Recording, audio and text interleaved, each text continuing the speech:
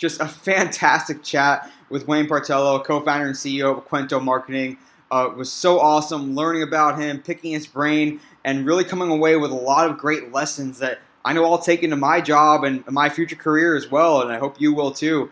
We're going to have some more fun with Wayne, so stick around because we're going to talk to him more in our Cuentitos segment. If you know Spanish, Cuentitos, when you add an ito on the end of it, it just means smaller. So we go from the big cuento, the big story, to the little stories in our Cuentitos segment. But first, episode's shareable stat. This episode's shareable stat kind of relates to what we talked about to open this episode around the recent Facebook and Instagram and WhatsApp outage. And the shareable stat comes from Telegram, which claimed, and there's no reason to dispute the claim because a lot of organizations and journalism publications have been reporting it. Telegram added 70 million users during that day, during the day when Facebook had an outage.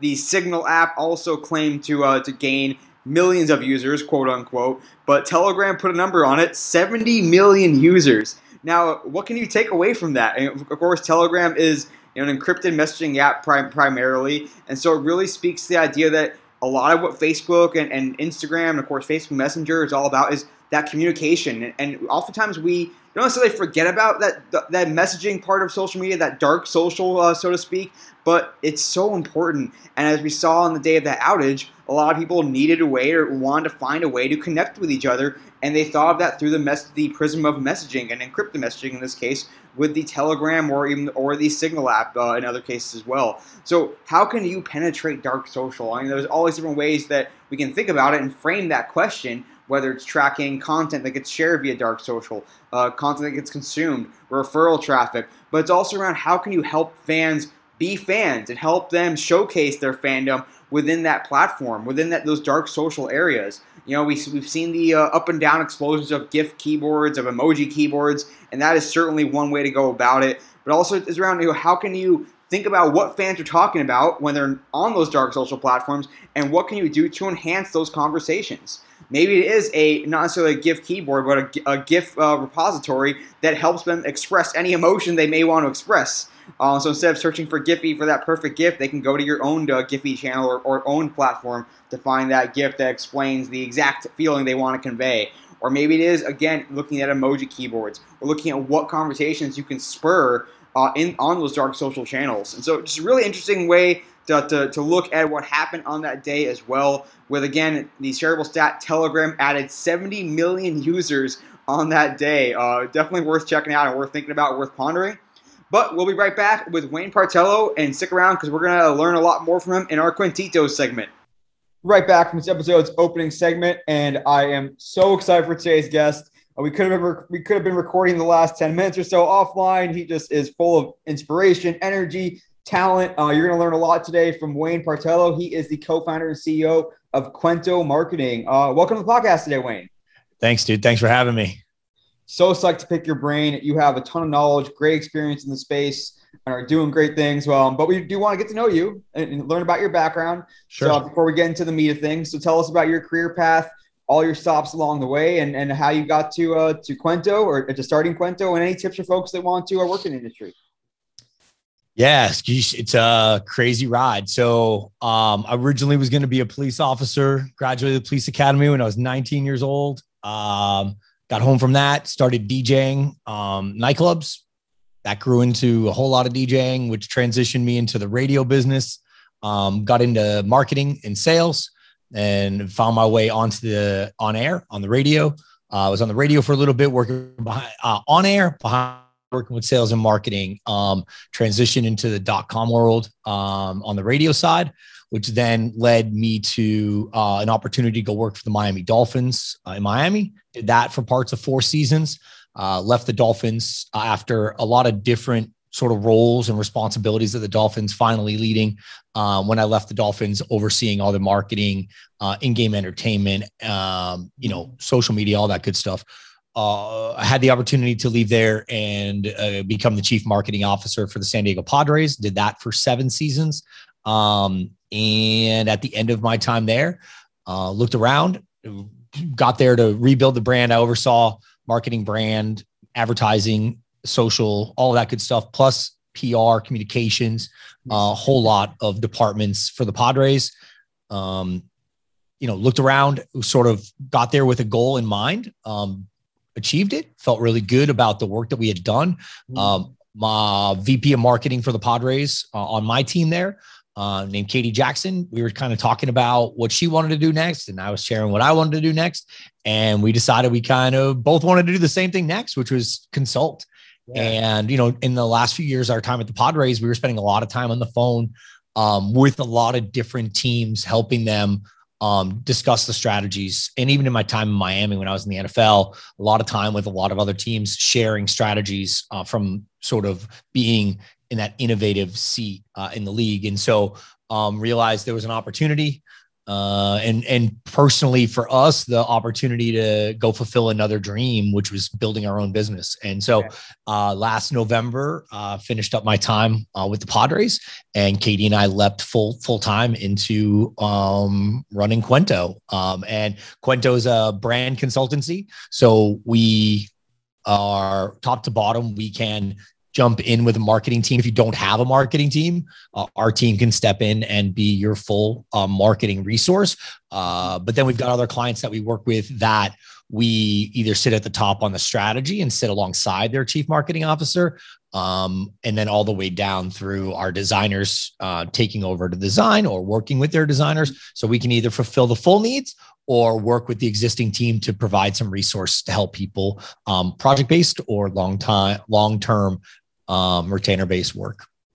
There's so many different things that we can talk about today, Wayne. I'm so excited. We're going to hit up a lot of good subjects today. But I would be remiss if I didn't ask about DJ Wayne. I mean, were you like playing tunes? Were you sports radio? Were you giving traffic updates? And you have a good voice for radio, as our listeners can tell, probably. Yeah. No, I did it all. I was on a dance station. I was on a rock station. So I was fortunate, man. I was playing music. I was doing a lot of travel, so a lot of advertiser-based travel. So I had the opportunity broadcast live from the Jameson Distillery in Dublin for St. Patrick's Day, a week on Cuervo Nation, which was an island that Jose Cuervo rented in the British Virgin Islands for a week. All over the United States, broadcasting live back to Boston, kind of sharing the stories and experiences of which allowed me the opportunity to really immerse myself with brands and really learn why would they spend all that money to fly me around the world to talk about it, and realize it all came back to storytelling. And we were the tactic that they were using to get their story told to a really specific audience. And so, that was the part I missed at the end of the story, is that Cuento means story in Spanish. Yeah. And so for the end of the day, I realized when I was on the radio, I was a storyteller. And then when I got off the air and I was behind the scenes, I was a storyteller. And then I became a brand marketer and I was a storyteller. And I love telling stories. It's fun. So Cuento for me boiled down to brand was story. And that was the base. I like to simplify things. I'm never claimed to be a very intelligent person. It's basics, right? I love to take what can be very complicated and cloudy and boil it down to a very simple understanding with folks. And so for me, brand is this sort of buzzword, blah, whatever. Everybody wants to talk about it, all the way down to it just means your story. And we wanted to build a business that represented that. I love thinking about how you talked about how the radio station was this conduit for brands to get their story out there in some ways. And I want to use that as a pivot point a little bit to talk about what you did do with the Dolphins, which I think was innovative for the time and is something now is very common, which is really building up the in-house operation for that team. And I think even when I started in the sports space after you did, it was still evolving where was our job as an organization to seed the media and the third-party sources with stories to tell versus, hey, now every company, every brand, not just sports teams, is a media company. You can put your story out there. You can help tell your story. Yeah, others can amplify it. But I guess to use it as a talking point of when you got to the Dolphins, where were they at in terms of telling their own story, and how did you go about building that? Both that buy-in in-house, and this is what we can do, and we need the resources to do it, and this is why it's going to work, and how it kind of evolved as in your time there. Yeah, so the Dolphins at that point had been purchased by Steve Ross. And they wanted, he wanted to build a best in class organization. I was brought in because as the team was negotiating their media rights, a lot of the dollars on the radio side started to kind of go away for NFL teams. And so there was like, you kind of needed to build an in-house media team, which, back then, I've been a big Gary Vee fan since his, early days. And, he was talking about that way back then, right? Every brand's going to be its own media company. And so those of us who were on the media side, it was an opportunity to see what was going to come and realize that the day of sitting at a media company may not be the best place for you long-term, that the closest you could get to the point of, I always say, this is the line, the closer to the point of contact with the content is the key, right? So you could work at a radio station that covers the Boston Red Sox, or you could work for the Boston Red Sox, or, now we're getting to the next level of you could work for the players who play for the Boston Red Sox, right? Like the fans want access to the closest point of contact to the content. And so what we saw was this opportunity to leap from the media side to the team side to build that circle around the brand and tell stories and share the stories that, look, media companies as a whole have slowly dwindled in existence and in budget. So those who are still around don't have the budgets to travel like they used to. There used to be, a ton of media at spring training. There just isn't anymore. They can't afford it. And so teams have had to evolve, to provide access to that content. So shooting all the interviews for them, sending the interviews up. And so, all of that started to change. You could sit back and go, oh, feel bad for us. Nobody's coming to cover us anymore. Or you can help make it easier for those entities to cover you, and you can cover yourself. And so, when we first started to do it, traditional media weren't very thrilled with that because it was a threat. That's the other thing that people forget, is that the voices that you're listening to, everybody has an agenda, right? If you work for the team, your agenda is to make the team look good and to work your butt off to drive that for the team, right? That's your job. If you work in the media, it's drive eyeballs that drive impressions that drive revenue. Now, reporters, that's not their job, right? They're going to tell you that, but they are judged on driving eyeballs. Totally. And so, they can do it in a lot of different manner, and a lot of people do it in different ways. And there's no wrong way. Like I enjoy the game. You know what I mean? Like they're doing their job. I'm doing my job. And, I think that's the important part of when you start to build this in-house media. It's about storytelling around the story you want to tell. It's not easy to build up those capabilities in-house. And no, especially, even more so these days with so much video needs and different graphic design needs. And some people are going in-house and a little bit of agency as well. Like I guess for the Dolphins, how was that framed or viewed? Is like, this is a marketing expense, or this is going to drive revenue, or this is going to drive fan engagement, or this is going to help us control our PR a little more effectively? Maybe it's a combination of all of the above and then some, but how was it framed? Yeah, it was really it was a pretty simple exercise. It was trying to replace revenue that was gone from rights fees. So you have this baseline, right? That was a guaranteed money every year that's now going down because the market had changed. And so it was like, okay, you're going to produce this content and then they're going to try to sell it just like a media outlet entity. Right. And so, when we did the Dolphins show, that was Monday through Friday, 52 weeks a year. So 2 hours a day, 52 weeks a year, 5 days a week. And kudos to the team. We did that through some pretty lean years. We also did it through a lockout. We did it, we also turned it not just a radio show. We then added the digital media of video and a chat room, right? Way back then, 2010. Hell yeah. You guys were ahead of it. So we're doing chat rooms with fans real time every day, right? Then we added the video to the point that we got approved by Fox Sports corporate to stream it live on Fox Sports Florida. And that was a huge accomplishment. I mean, this was, for us, this was something when I got to Miami, and not just ownership was on board. They wanted to build the best in class. It was great. Leadership was on board. We had the resources to do it. Some employees weren't on board, right? They were like, no, there's no way. It's going to cost you $1 million a year. This many camera operators, you're going to need a floor direct, And we did it. We did it in Miami. We did it with 2 producers. So I had an audio and a video producer. The audio producer was more like a radio show producer. He was booking the show and handling the guest. And then the video producer had all robotic cameras, right? And was able to do all that. And so we started with just switching cameras and getting the cameras in the right position. Then we added graphics. Then we added B-roll over it from practice. We would put them all into sort of packages.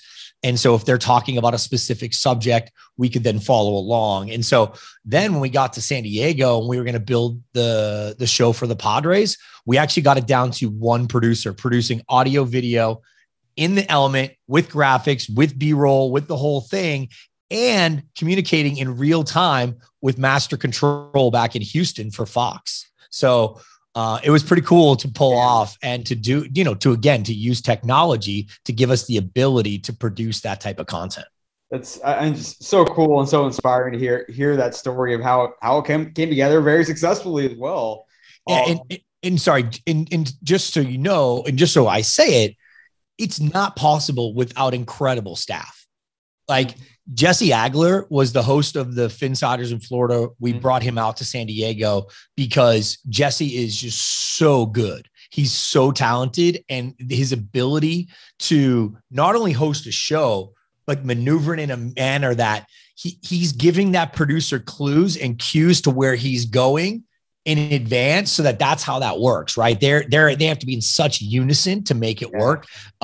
He's just an incredible talent, and I was really fortunate to meet him when I got to Miami. From the first time I met him, I knew that he was going to be our guy, and it was actually really really special to now to see where his career has gone and all the hard work he's put into it. He's an incredible guy. And I know he's the reason you and I met. And I would be remiss if I didn't mention him and just the slew of producers that we worked with through the years. We had our core group in Miami. We had a core group here in San Diego who were just super talented folks. So you mentioned the value of having that great in-house team, having that great staff. And I want to touch a little bit on how maybe this it's a trend or a practice, and maybe the pandemic exacerbated a little bit with budgets being cut. We're starting to see a dichotomy of more use of freelancers, more use of agencies. So some teams are going all in-house and doubling down and saying, we're going to build our own content house and podcast production company, all this stuff. And others are more, we're going to lay off more of our staff and just go on the freelance route or the agency route. From your perspective, what are the costs and benefits of each? Like, where do you see this going in the future for on the team side, at least? Yeah, it's interesting. To be an early adopter on any of this stuff just costs money, because you're spending a ton, and the advertising market is usually 5 to 10 years behind the medium, right? So no doubt. Think about it, right? We were doing those shows and we were really fortunate. We had some big brands in Miami step up. I mean, the Geico Comment Center, right? Like Geico stepped up in a major way and bought in on this concept that was light years ahead of where everything else was, right? You look at that today and you go, oh yeah, that makes sense. Why wouldn't you? Why wouldn't you have a chat room on game day where fans are chatting with Agler during Dolphins games? Like, it was this whole concept, and they got it. And so, but normally there aren't a lot of major advertisers taking those types of risks. They want guaranteed return. They want, they don't need to be in the business of building your media house for you. Right. And so I think we're really fortunate with that. And I think a lot of teams, you see the majority in that space are taking their lead from a few. There are a few that push any area, right? So there's some teams that are really good at in-house media, and the rest of the teams will sort of let them kind of blaze the trail and then go, okay, that's what worked. That's the right vendor. All right, we'll all buy into that, right? Like YinsCam, right? When I was in the NFL, there were a couple developers trying to be the app developer for NFL teams. Mm-hmm. And nobody really, everybody sort of figured it out. And then Yinscan did an incredible job, right? They weren't my developer. I went in a different route because I was trying to innovate. And I was like, all right, well, if they win, they win. But like, let's try to do some other things over here and then decide what's the right way to go. But they did a great job. And, then you just saw 28 teams sign on. And that's the beauty of that. So back to your original question, I think there's benefits to both. I think it's hard to be an innovator in the space of trying to show ROI immediately. Mm-hmm. It was tough for me when I first got to San Diego, trying to show ROI for the expenses I was throwing on social. Mm-hmm. Right. And fortunately, the world sort of started to catch up, right? Where all of the work we did to build audience in the social space was then able to be converted to ticket sales revenue because of paid advertising on Facebook and Instagram. Right. And so now you're able to go, remember the last few years of work to build audience. Well, now we have audience and now we can convert against it. And so that, we knew this, everybody knew the conversion was coming at some point. It was just trying to figure out where that was going to go. And so, it's an interesting space where decades ago, you needed media outlets to tell your story. Mm-hmm. You did. But if you're a sports team today, the Baltimore Ravens have a bigger following than any media outlet that's covering them in Baltimore. They just do. And so they have the ability, the example I love to use, and it's my favorite from this offseason, was JJ Watt walks away, right? From Texas, from Houston. And there was no press release. There was no leak. There was no nothing. It was legitimately, he puts a post out on, and he explains it to his fans direct. Hey guys, here's what's going on. I love you, but I got to go. Right. Where in the past, he would have sat down with somebody, look at the decision with LeBron just 7 years earlier, right? LeBron sits down and does a huge ESPN thing. Great. But today he may not do that. He may just do it himself. It may be his production company doing it, Yeah, exactly. No, it's a really interesting way to look at it. It is, to your point previously, the best way to reach people that were either a casual fans or the most people overall that would care to know about the Ravens, about JJ Watt, whatever it is, was not the team's website, was not the team's social media, but now it very much is, and then some. And so the media companies almost they need you more than you need them, where it was vice versa, 25 years ago. Well, in any business, right? And even with employees, relationships, and even in your personal life, relationships only exist as if they're mutually beneficial. Yeah. And so, they used to be, right, media and sports teams, very mutually beneficial, right? We need to help each other. And, now I think it was Mark Cuban wrote a blog. I think he got fined for it, where he asked the question why he allows, internet writers into his locker room. Yeah. It's a valid question, right? Like, I'm trying to build a championship organization and your job is to drive page views and drive revenue. Why am I granting you access to my business? That's an interesting take, right? Like it was somebody saying it. And I believe the media still has a huge benefit to the sports industry and to industry as a whole. I really do. But I think that everybody has to continuously evaluate the benefits that you're bringing to each other. Yeah. Everyone has their goals, and it doesn't mean they can't intersect. No, everyone does have their goals. And look, I mean, there are stories upon stories of, people in, everybody's got an objective, right? And so it's just, as a consumer, there's a lot to be said about, that you now read a curated news feed, right? That you're constantly getting hit with the similar messages because they're coming from the same sources, because that's what you're seeing every day. And it's a really interesting time to watch that happen, because as you go through your, even my day, right? You're like, wow, all right. So I've started to kind of pull in some other sources into my feed to just sort of get some other perspective on things. Yeah. Well, I having a great conversation here with Wayne Partello, co-founder and CEO of Quento Marketing. I want to hear about those foundations of storytelling and use this as a jumping off point both for Quento and for the Padres. I mean, I'm a big Padres fan. People that listen to this podcast probably know that. a lifelong fan, and it was fantastic to see this brand becomes something really cool. And I mean, the Padres are now like your favorite player's favorite team, if you're not a Padres fan. And so I want to hear like what it was like coming to the Padres and having this task of we want to invigorate this brand. And it might have some to do with off the field stuff, with on the field stuff, some combination thereof. So just tell me about what that process is like from assessing where you're at, the levers you can pull to build that brand narrative, and kind of what the process was for you. I think look, it was an incredible opportunity, right? I was 35 when I took the job. So it's pretty cool. And incredible, learning opportunity and experience just for business. And I joked with my wife, I said, look, if we get a call from Detroit to be a CMO, we got to go, we got lucky. We got to come to San Diego. Like that's a dream come true. So, when I first got here and you would talk to folks, I came from the media side of things. So I've always been really open, to discussion and dialogue and debate. I enjoy it. Right.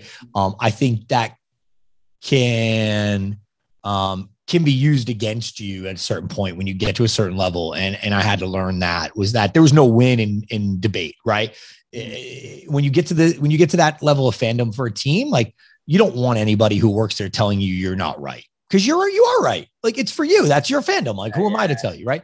But, I think for me, it was incredible. I thoroughly loved the organization. I loved every second I got to spend there. Great relationships across the board. I think for me, it was really listening and understanding who I needed to listen to. And it takes time. Also, you make a lot of mistakes when you're trying to innovate a brand, when you're trying to create and innovate at the same time, right? You're trying to run the day to day, but also drive it to the future. Yeah. And so you learn a lot there. You also learn that most people want to hold you to your mistakes and not realize that they're going to naturally happen, because it's easier just to pick out people's flaws. And once you can come to grips with that as an individual and go, okay, that's natural. I got that. And by the way, I'm going to make more mistakes, right? They're part, as long as I learn from them and we continue to drive forward, then this is working properly. So those are some sort of big takeaways. Yeah. I think the beautiful thing, that the opportunity that I had, that we all had in our time at the Padres, was that ownership believed in research. It's very easy for any owner of any company to say, listen, I'm the owner of this company and this is the brand that I want, make this happen. Okay. Like that's fine. I think I've talked to a lot of brand marketers that have that in their experience, in their business. We were fortunate that we had an ownership group that believed this was a community gem, right? And that we were just stewarding it for the community. So research was a major part of it. So to be able to go through the journey of that much research and be a part of that is pretty special. And when it comes to that, are you looking at it of, hey, we want to research because we want to see what kind of brand is our fan base will be most receptive to, or is it, this is the brand that we want to be, we need to figure out what the best way is to get fans to buy into that brand? No, it was first you start with, because I talked about this in my early years, like, hey, we're doing research on brand. And if I said the word brand, and what I had to remember was that to a consumer, the brand is your hat and your uniform, right? Mm-hmm. But to a brand marketer, it's not. It's what you stand for. It's what you're driving towards. It's the guiding principles that help you make decisions on a given day. And so I had to, that was a lesson I had to learn later, right? But so I would use the word brand and I would, be laughed out of, meetings. Like, you don't have a brand, you work for the Padres, buddy. And it was like, no, but we're going to. And what you have to remember is that for me, I had to remember was that I was committing my life to this, right? This was going to be my everyday. I'm going to get this to where it goes. But that franchise, they'd heard that song and dance a long time. So why should they believe me? Right. And so I just had to go do my job. And I think when that came to light, and so, yeah, it wasn't, this is the franchise we want us to be. We wanted to, ownership said we want to be best in class, all those great things. But what it really was this is where, this is the type of organization this community would be proud of. And as a brand, right, that we would do these things that, that we would be a place for families to come enjoy, baseball, the pride that San Diego has in Petco Park being one of the, like, America's #1 ballpark, right? Like, that's a real thing. And they should be really proud of it. They voted for it. It was, funded by this community, and this ownership group has committed to never make it look, less than 5 years old. So the amount of resources and dollars that they've put into the building should be commended as well. And so realizing that all of that was important, that you don't just spend the money, you make sure everybody knows that you're doing these things, because that makes them proud of who you are too. And you want that. So yeah, you want to do the research and understand what matters to the community and make sure you're living up to it every day, and then go back and test whether the tactics that you're using are actually delivering up against the things that they said would make them proud. And what does that look like in practice in terms of, like, we know what we want to be now, we have our story to tell, or we have our narrative. And then is it just a matter of looking at all the different ways that you're touching fans and the way the organization is in their lives and saying, how can we tweak this? How can we do this better? How can we innovate here? And kind of going from there. Yeah, you're testing sentiment, you're testing words that matter, right? Because if you're saying you want to be family friendly, like, okay, are you? Right? Like, because you're not just going to come out and go, hey, everybody, we're family friendly. You have to actually, it's not about saying it, it's doing it, right? The brand comes from doing the actions that live up to this essence versus just saying the words over and over again. You have to actually be those things. And so, are you family friendly? Are you committed to the community? Are you doing these things? And so, then you're doing research, surveys in the marketplace to determine whether you are or not. And using a third-party research firm to, validate the work. It's not, us just sitting there, patting ourselves on the back. Like, you really want to know the answer, yay or nay, because you don't want to sit in the middle. Right. You want to be right or wrong. You don't want to be in the gray area of like, yeah, I guess it's kind of working. It's like, no, it's either working or it's not, because sitting in the middle is just, you don't get good answers and direction. No, definitely well put. And you were there with the organization when a lot of stuff was happening with the Padres. I mean, we had the Chargers left San Diego. We had the rockstar GM AJ Preller with a summer of a bunch of trades that ultimately Matt Kemp, James Shields, et cetera. Then thankful for James Shields that ended up netting Tatis, of course. And we have this more recent resurgence with Machado getting signed to the big deal and Tatis breaking out. So when you are given these opportunities, or not necessarily given, but how do you look at those opportunities that are things that are happening within the baseball side of things and maximizing the output or the effect for the organization overall and the brand? Yeah, I mean, it goes back to who you're trying to be. And I think in all of those moments, you take a step back and you go, okay, here's what it is. How are we going to, for example, when the team signed, Eric Hosmer, it was literally loading trucks in San Diego to get all this gear over to spring training so that we could execute not just a standard, spring training announcement. Like, no, this is a big deal. Like, this is a big spend from this organization in this moment in time. It should feel big, right? It needs to, because you want your fans to feel, but again, back to the whole media, you want them to walk in and realize that this is a different organization, right? That we're turning a page here. We're moving in a direction that we've said we're going to do. This ownership has said they're going to do these things. And so that was a big one. And then the next year there was rumor of us in the conversations for Manny Machado. And so we didn't want to be stuck again. We knew the blueprint for a successful day. Mm-hmm. So we brought all that gear with us just in case AJ pulled it off again. And he did. And so now here we are, right? And we were ready. We knew the blueprint. We knew what we were going to do. We knew all of the things we would have to accomplish to do that. And so you look at any given moment in time, and you try to assess the decisions you can make that get you to the destination of the brand goal. If the goal of the brand is to be these things, how do you make sure you do everything you can today, no matter what the day is, the day that you bring in all these players, the day that, you lose a game or whatever, how do we, every tactic, every decision we make should be with that lens in your mind. Yeah.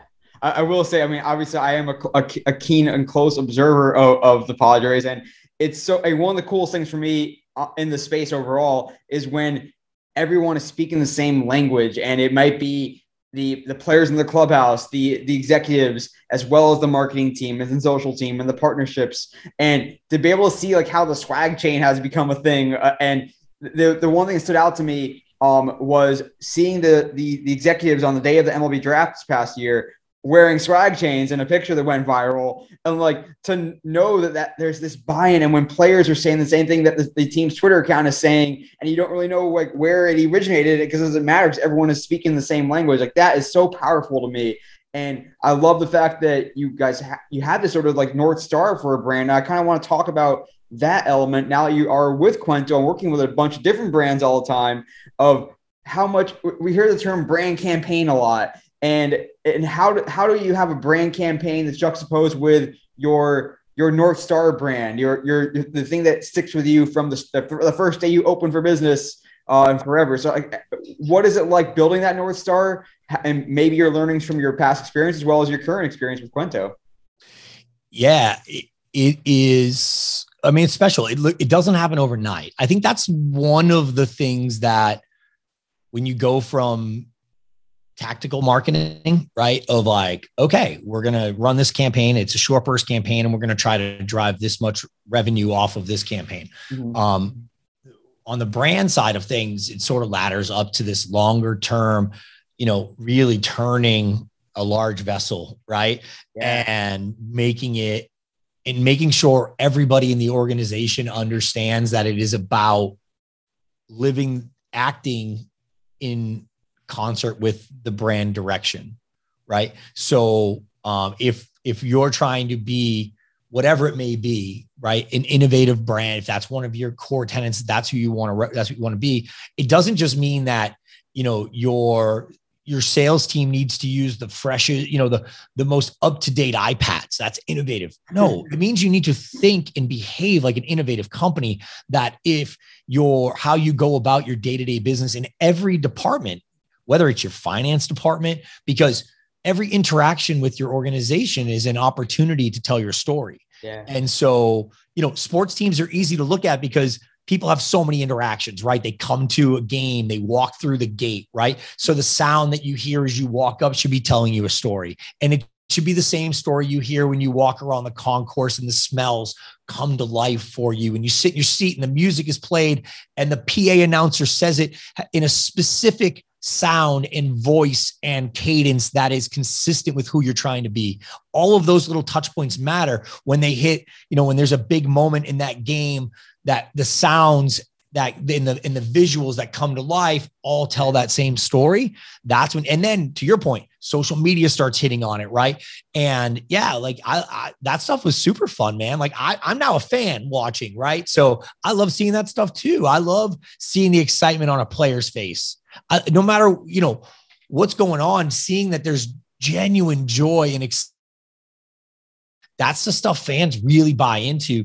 I've never been a giant campaign person, like season, like, oh, we're going, because I've always felt it should come out of the players, right? I think a lot of times that stuff, when it's genuine and it comes from there, the reach it has is exponential versus, trying to force something on those guys are they're not very impressionable players, right? Professional athletes don't want to be told what they're going to do, but by listening and watching and paying attention to what's important to them, you can start to collaborate and come up with some stuff. And All that stuff was really, really cool to watch for sure. And now for us working with different brands, it's sitting with them and having that upfront conversation about the long-term effects. And sometimes the short-term tactic may not feel great because, it may have been a little bit off of what you would have normally done, but if it's leading you to an answer,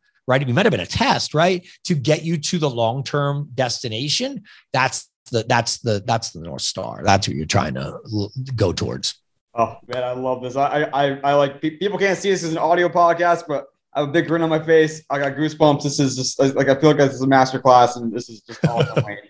We're gonna have some more fun though coming up in our Quintitos segment. I'm pretty proud of that clever name. I'll tip my own cap there. But before we get to that, we have this episode's shareable stat. We'll be right back with that.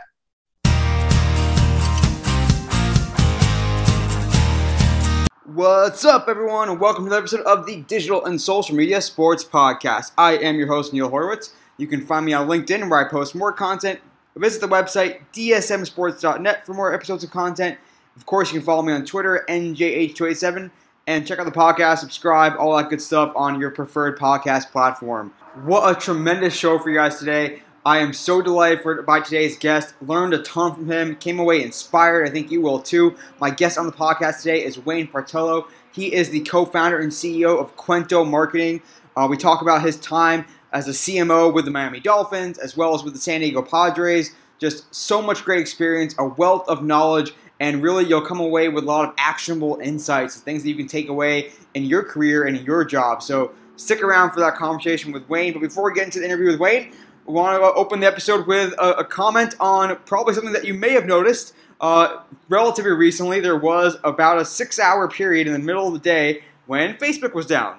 Also, all other Facebook suite of apps, WhatsApp and Instagram being foremost among them, and apparently also Facebook's own headquarters, they couldn't get in because it was all tied to the same network and same server. So just really interesting to see all the conversation that came out of that. Most importantly, or probably most critically, was the idea of not banking or putting all of your eggs into the Facebook, Instagram, or even just in general the social media basket. Yeah, you could jump over to Reddit, or you could jump over to TikTok and still go there. Of course, Twitter was blowing up throughout the outage time. There's a lot of conversation around how much you should or shouldn't put into those social platforms. Of course, it doesn't mean you just abandon them and say, social media is just a referral system to my own real estate, my first party platform. But it does speak to the idea of the value of that, the value of having a place on your own estate where fans can come, can engage, can consume content, and thinking about what it means to drive conversions in that realm.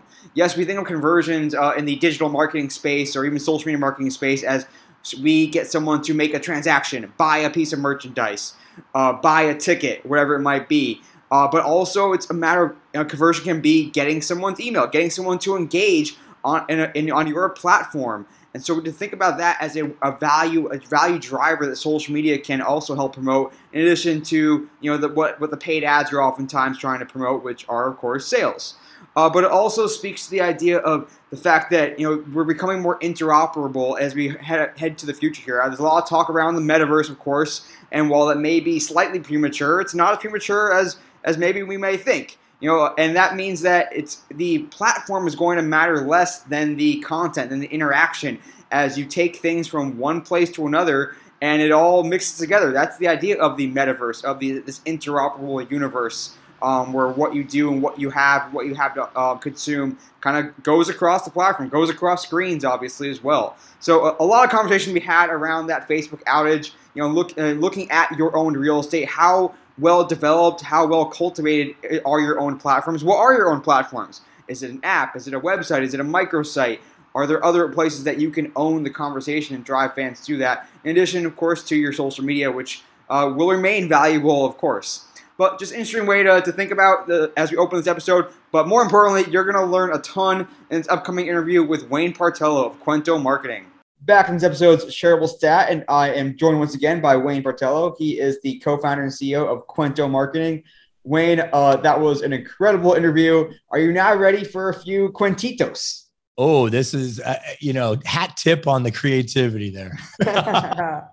Number one for you, Wayne. you mentioned your background in radio. Tell me, I feel like radio has this narrative of, oh, it's dying, it's going away, but then you look at the numbers and it's like it's still going fairly strong somehow. So, what are your thoughts on the future of radio overall? Yeah, I'm bullish on audio as a whole. I think radios, the companies that are succeeding in radio are the ones who realized early that it isn't about the distribution method, but more about the content. Again, back to what we talked about in the interview, the closest point of contact to the content. Don't worry about how people are getting it, but worry about what they're getting. And so focus on content, focus on delivering, relevant content to a specific audience. Those companies are doing well. And, my daughter is 9 years old and she listens to channel 933 here in San Diego every morning. She has it set on her alarm and she thinks she really likes the morning show and she listens to it. And I think that's really funny because, being a radio nerd, I love radio.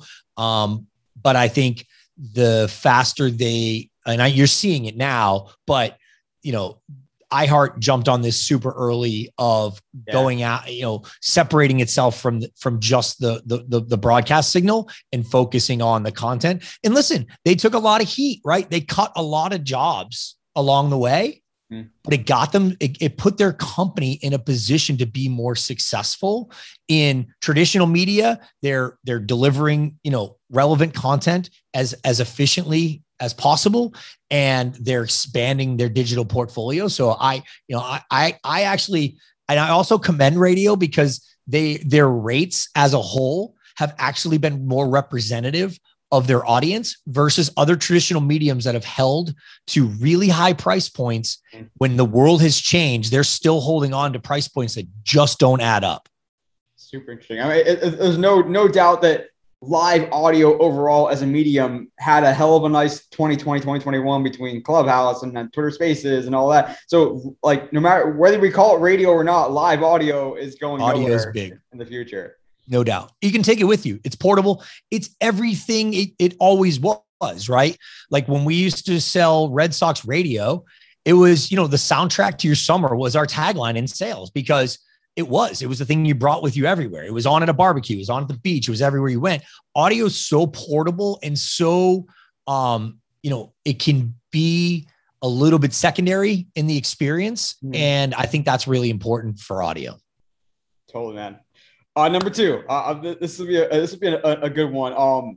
We talked a lot about just principles of marketing and brand building in the interview. So tell me your favorite mantra or insight or guiding principle that really sticks with you when it comes to just general marketing or brand building.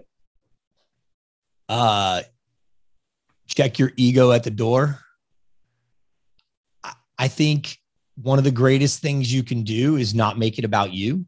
Yeah. And that's really, really hard to do. And it's really hard for people to understand that, if you're making, when we were making going through the process on uniforms, well, what's your favorite color? Doesn't matter what my favorite color is. It's what is your favorite color? When you can honestly do that. And I think as a leader, that's also part of it, right? It's not about you. Now, many people will try to make it about you, and that's okay. But if you drink the Kool-Aid, right, you're going to, it's not the right way to go. It's about your people. And I used to joke all the time that I used to do a lot of things. And then I became, this executive that I actually didn't get to do anything anymore. And my people did incredible things. And I was part of that and part of them.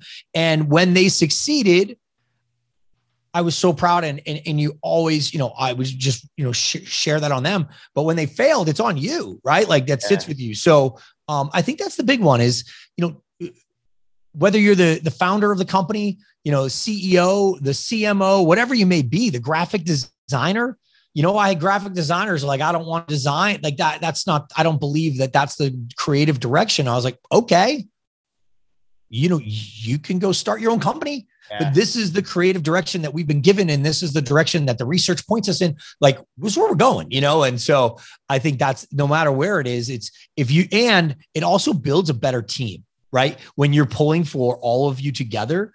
I joked with you that,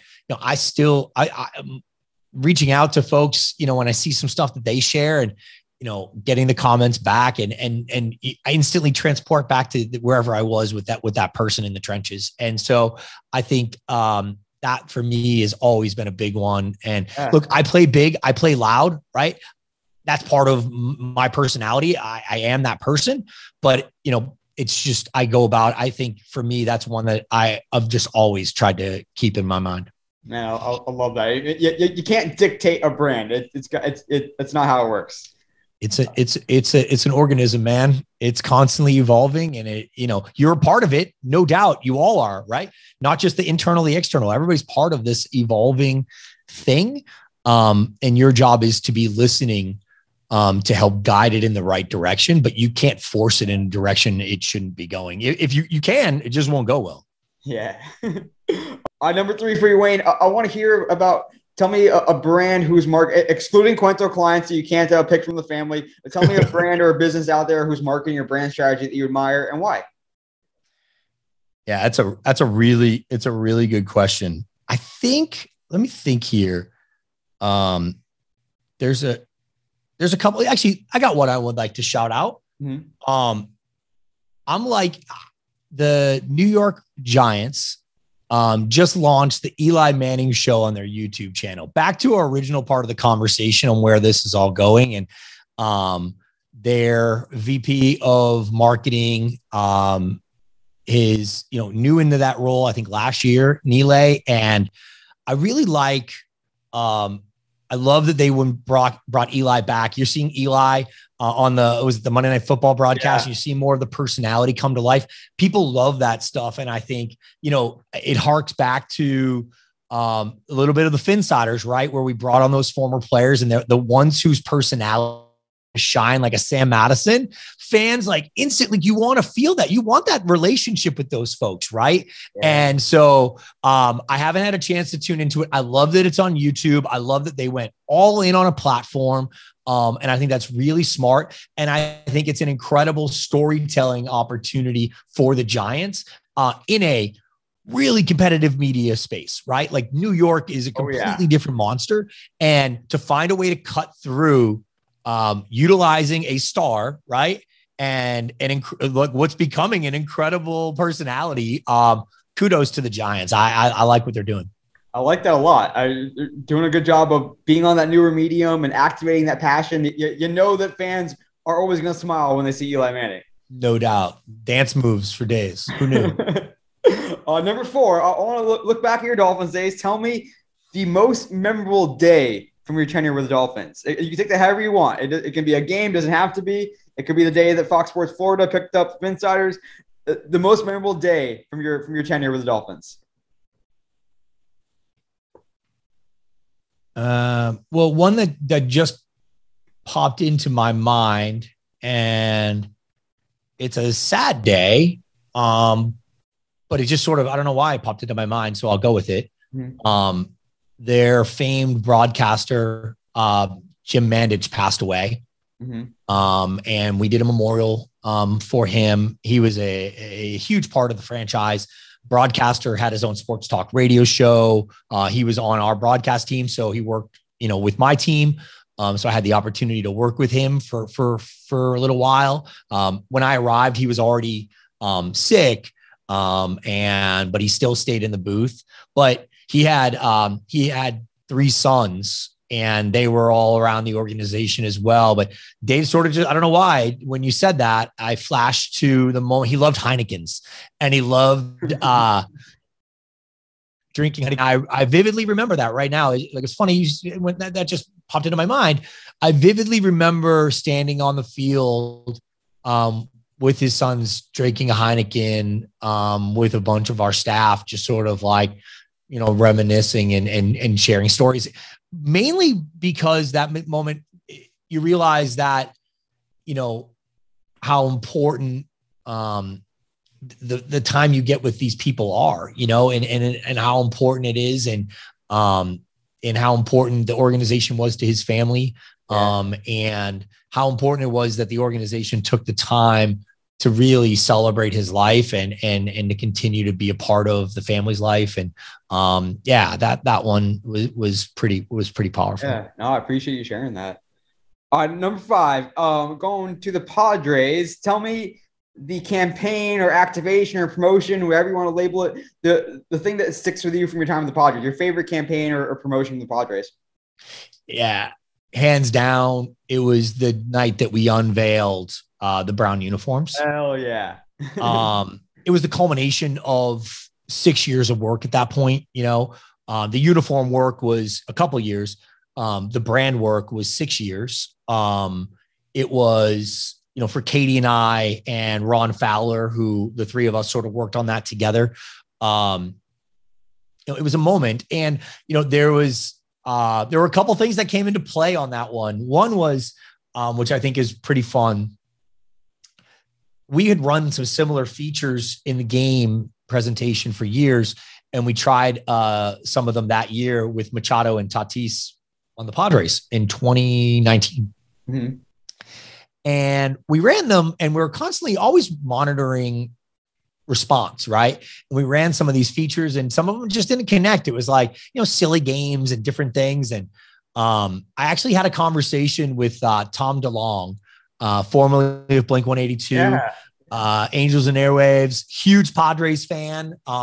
And he and I would chat from time to time, Padres, and he came to games all the time. So, but I had sat down with him and wanted to show him some of the stuff we were working on and gauge and get some feedback. And he had a line that I just kept with me, and we were saying it, but not as cool as Tom says things. He's way cooler than we are.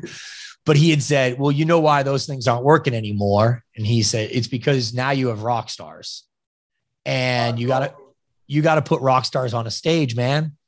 Nobody wants to see you buy groceries. They want to see you on a stage with pyro and, go big, man. So it was funny. So we transitioned to a lot more like music video styles and like a lot of hype, a lot of banging tracks and like a lot more show. And then that's when the chop came in and really making that like a lot of energy around that. That was kind of fun. So I love that moment. There's this moment in this photo that I keep with me to today of Hosmer, Machado, and Tatis all standing on this massive stage with thousands of fans in front of them.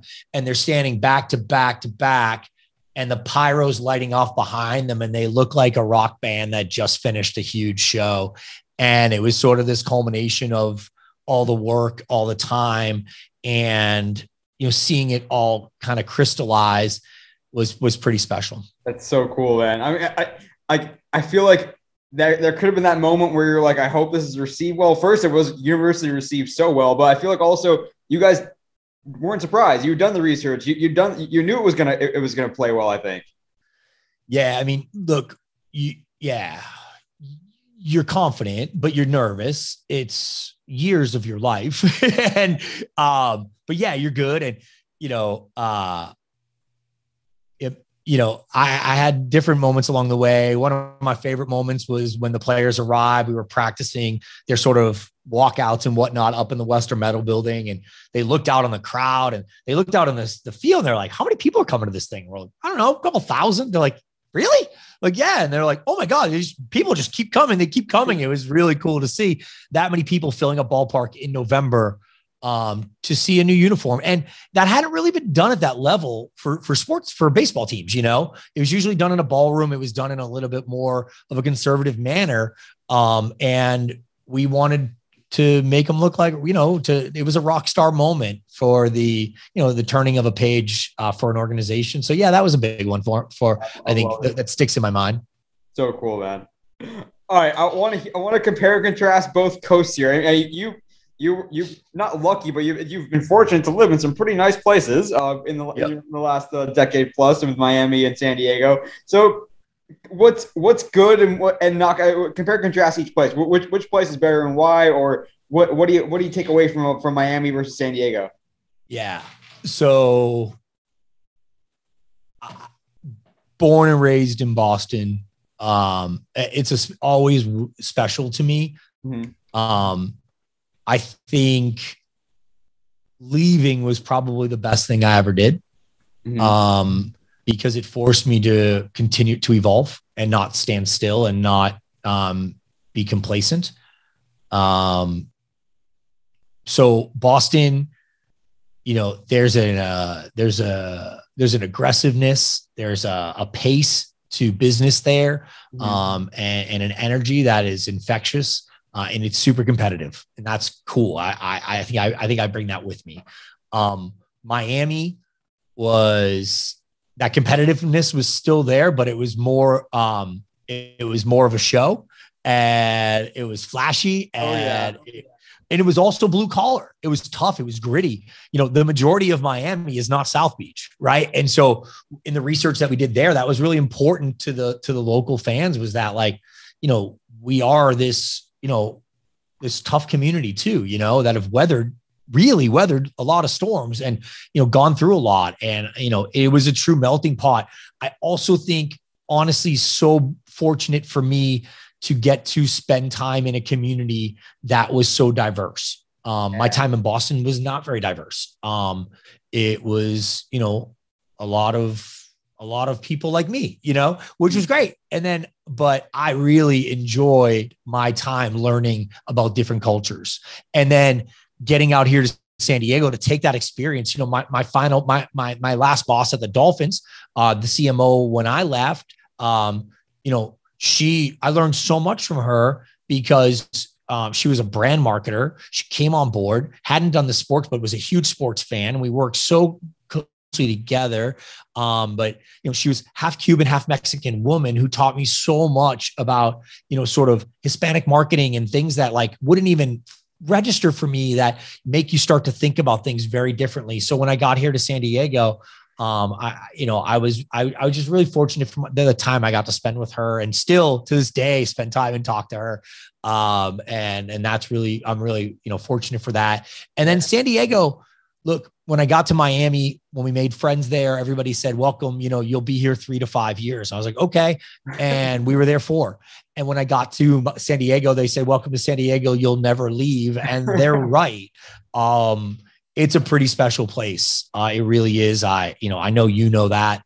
My family loves it here. I have, wife, 2 young daughters who just, appreciate every day that we're outside as a family doing things and getting to spend that time together. Knowing that where I came from, you lose a good portion of the year to being cooped up because of the weather.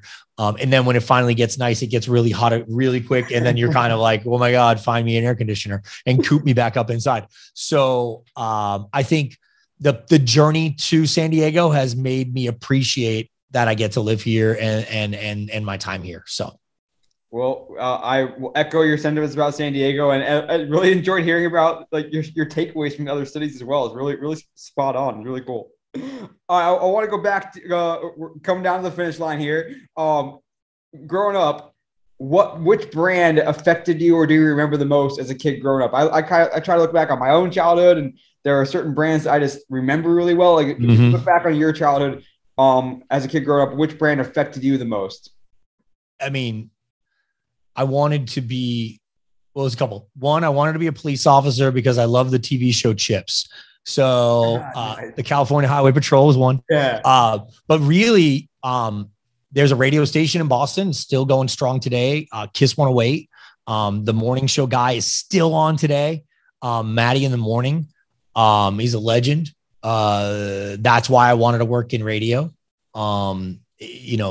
And I actually was fortunate. My first internship was at Kiss 108, and, you reach for the stars and you go get it. That brand will always be special to me because of it was on this pedestal in my mind. And then I got to work with those people every day.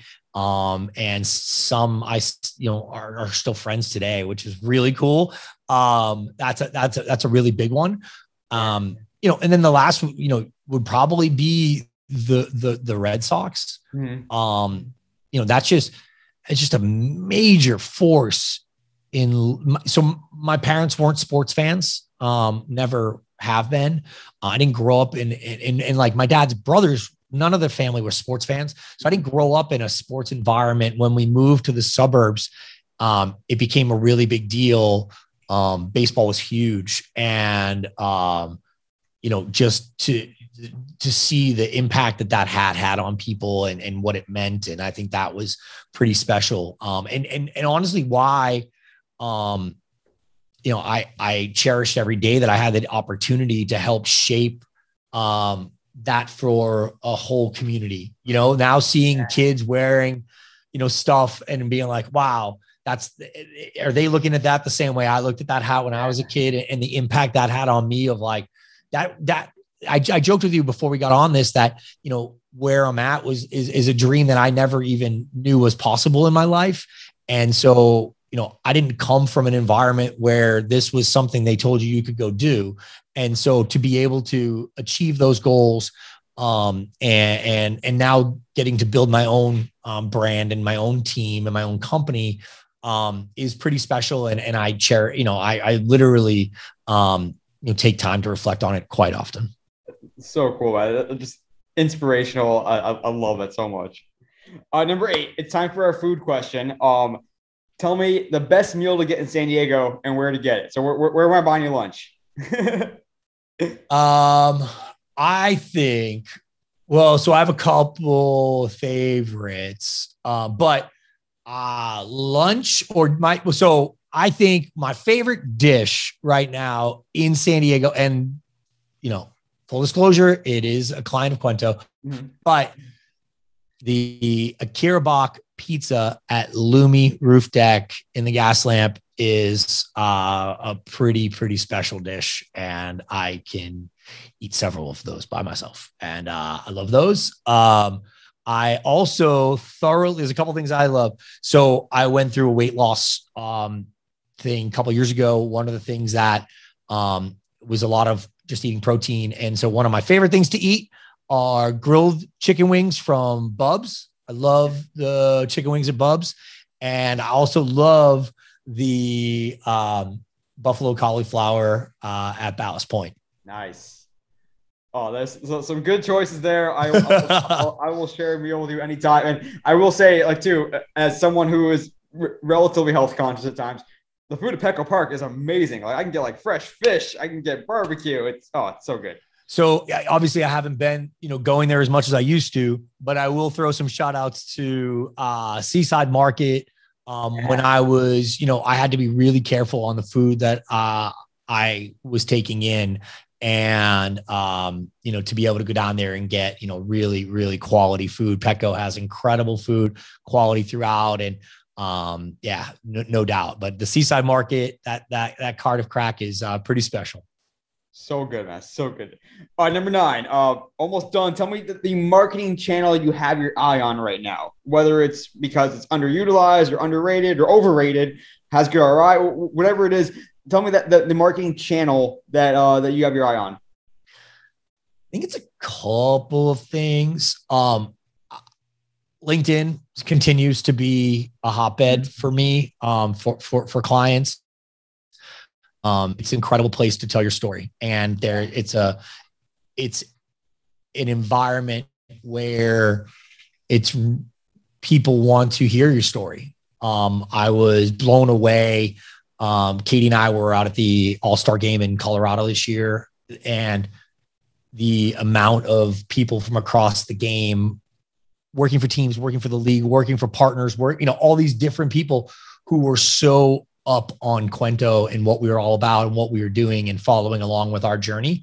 And now with, you know, some of our partners that we are doing, you know, paid advertising to specific people, specific needs on LinkedIn has been pretty impressive. And kudos to Gary Vee, because 2018, 2019, he was all, you know, early on LinkedIn.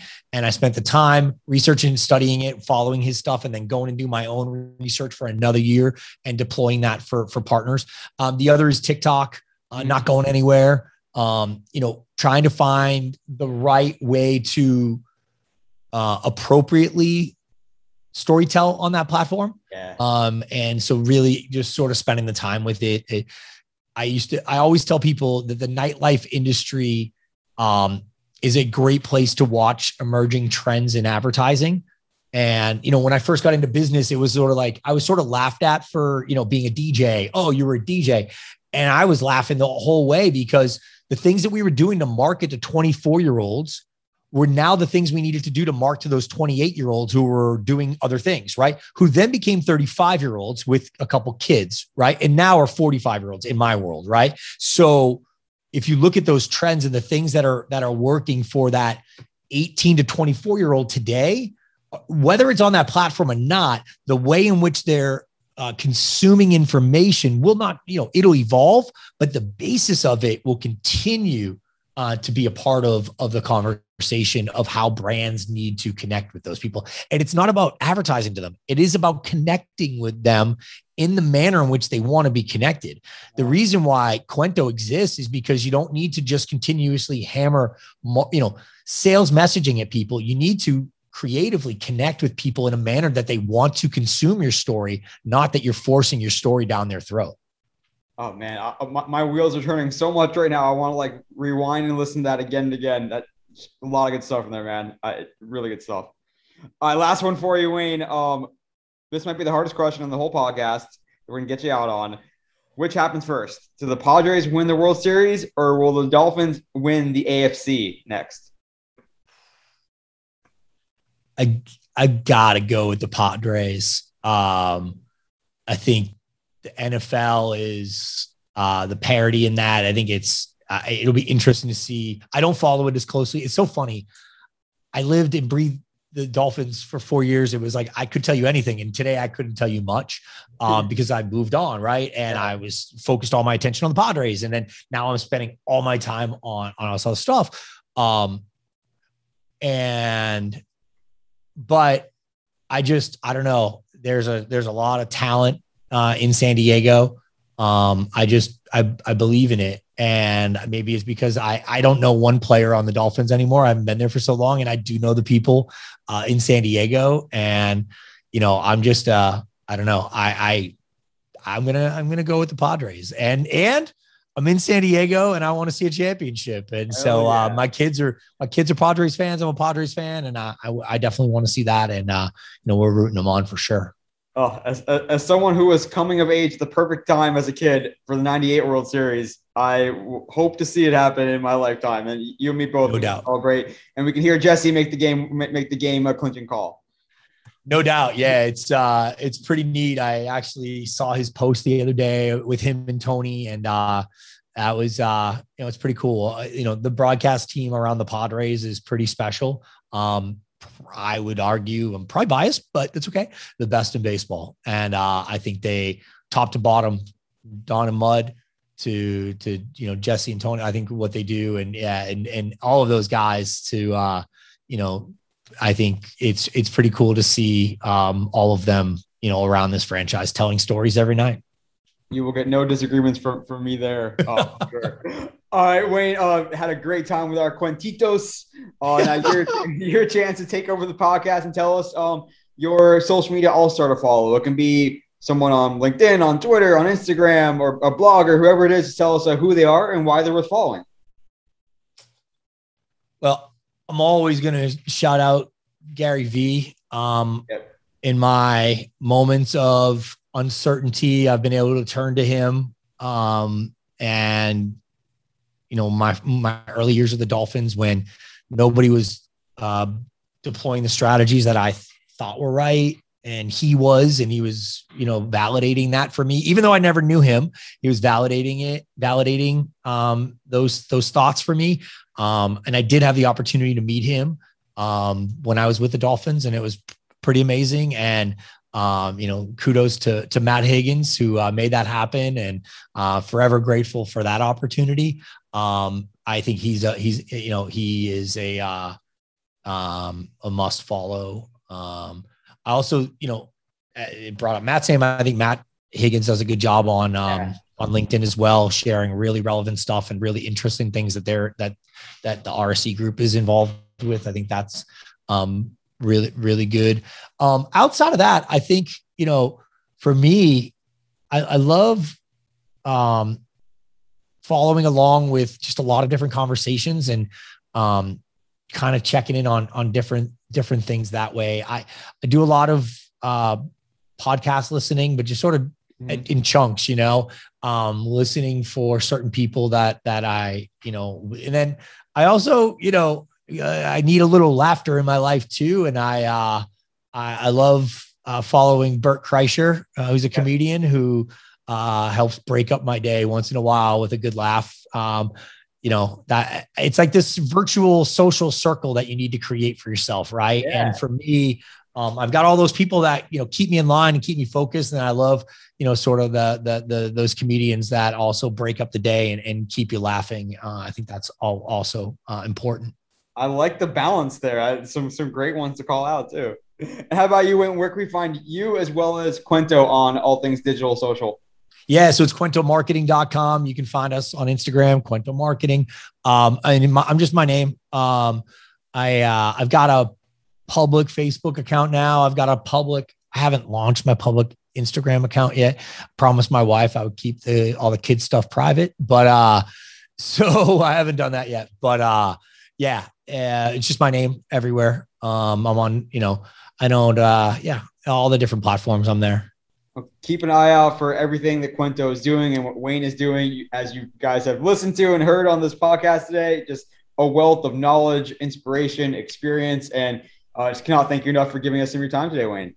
Yeah, no worries. And if I could say one last thing, and I know you and I talked about it before we went on, but my final shout out would be just to the teams of people that I've gotten to work with through the years and that I get to continue to work with today.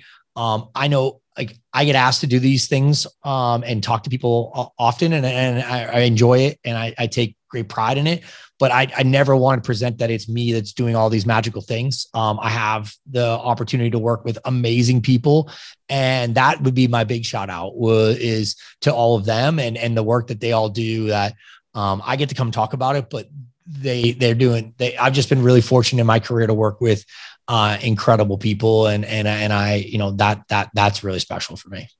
Really appreciate that, and I'm sure the respect goes all the way around with them being fortunate to work with you as well. Love that sentiment. Great way to end on, and thanks again, Wayne. You got it. Thanks for having me.